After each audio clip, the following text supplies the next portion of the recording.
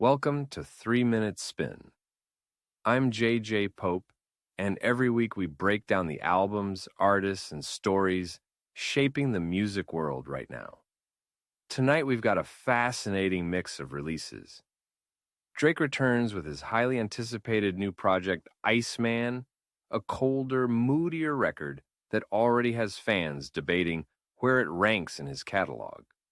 But we're also turning our attention to something much more personal and unexpected. The Experiment, the new release from Eric Smith-Gunn, an album about reinvention, reflection, creativity, and finally, stepping fully into your own voice. Tonight we're talking authenticity, we're talking artistry, and we're talking about why some albums hit harder because they come from real-life experience. This is 3 Minute Spin.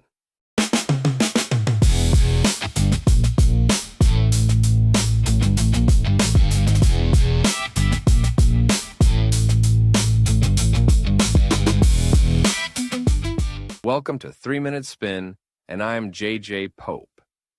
This week in music, there's no shortage of major releases making noise across the industry. Drake returns with his highly anticipated new album, ICEMAN, a project already dominating conversation online with its cold production style, introspective moments, and calculated confidence that fans have come to expect from Drake at this stage of his career. The album feels darker, sharper, and more isolated emotionally, almost like Drake reflecting on fame from inside an emotional icebox. Whether it becomes one of his classic releases remains to be seen. But there's no question ICEMAN immediately enters the cultural conversation. But today's spotlight goes to something much more personal and unexpected. The Experiment, the new release from Eric Smith-Gunn. What makes this album stand out is its honesty. The Experiment doesn't sound like someone trying to chase trends or manufacture relevance. It sounds like a creative finally giving himself permission to speak directly.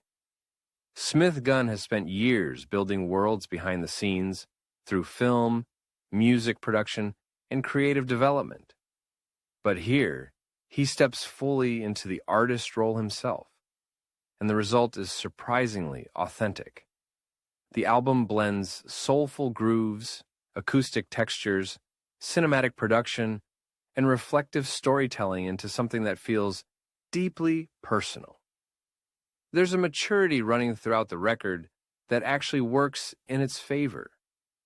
Instead of trying to sound younger, Smith-Gunn leans into experience, memories of Santa Monica, reflections on identity, relationships, creativity, and the feeling of wanting people to truly understand who you are beneath the surface.